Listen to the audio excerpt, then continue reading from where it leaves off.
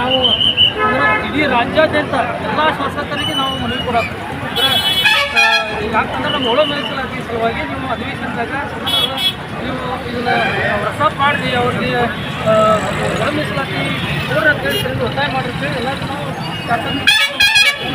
ಸಿದ್ದರಾಮಯ್ಯ ಸಾಹೇಬ್ರು ಒಂದು ಸ್ಥಿತಿ ಹೇಳ್ತಾನೆ ಯಾಕಂದ್ರೆ ಸುಮಾರು 224 ಮತಕ್ಷೇತ್ರದೊಳಗೆ 185ರಿಂದ 90 ಮತಕ್ಷೇತ್ರದೊಳಗೆ 25ರಿಂದ 30,000 ಜನಸಂಖ್ಯೆ ನಮ್ಮ ಮಾದಿಗರಿದ್ದಾರೆ. ಅವರೆಲ್ಲ ಮನೆ ಓಟ್ ಹಾಕಿದಾಗ ಇವರು 135 ಸೀಟ್ ಇವರು ಬರಾಕ ಬಂದಾರ್ರಿ ಅವರು ಇಲ್ಲ ಇನ್ನು ಎಲ್ಲ ಒಳ ಮೀಸಲಾತಿ ಮಾಡಲಿಲ್ಲ ಅಂದ್ರೆ ಮುಂದಿನ ಸಲ ಅವರು 80 ಸೀಟ್ ಬರೋದಿಲ್ಲ ಇದನ್ನು ಬರೆದು ತಗೊಳ್ಳಿ ಸಿದ್ದರಾಮಯ್ಯ.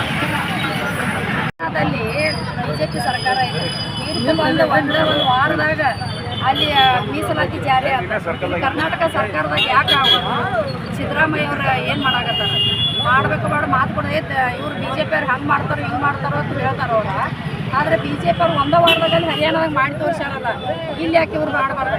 ನಾವು ಜನಪ್ರಿಯ ಶಾಸಕರಾದಂಥ ರಮೇಶ್ ಜಾರಕಿಹೊಳಿ ಅವರು ಮತ್ತು ಸತೀಶ್ ಇವ್ರು ಭಾರತದ ಜಾರಕಿಹೊಳಿ ಅವ್ರ ಕಡೆ ವಿನಂತಿ ಮಾಡಿ ಏನು ಕೇಳ್ಕೊತೀವಿ ಅಂದ್ರೆ ನಮ್ಮ ಎಲ್ಲ ದಲಿತರ ಪರವಾಗಿ ಒಳ ಮೀಸಲಾತಿಯ ಸಂಬಂಧ ಅಧಿವೇಶನದಾಗ ಧ್ವನಿ ಎತ್ತಬೇಕಂತ ಅವ್ರನ್ನ ಕಳಕಳಿಯಿಂದ ಬೇಡಿಕೊಳ್ಳುತ್ತೇವೆ.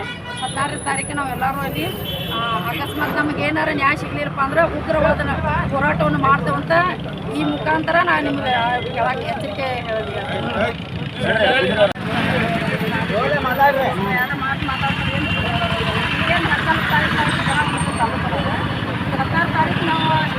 ಹೋರಾಟ ಬೆಳಗಾವಿ ಜಿಲ್ಲಾದಾಗ ಮೀಸಲಾತಿ ಸಂಬಂಧ ಹೋರಾಟ ಅದು ಸಿಗಲಿಲ್ಲ ಅಂದ್ರೆ ನಾವು ಬೆಂಗಳೂರಿನಿಂದ ಹೋರಾಟ ಮಾಡ್ಕೊಂತ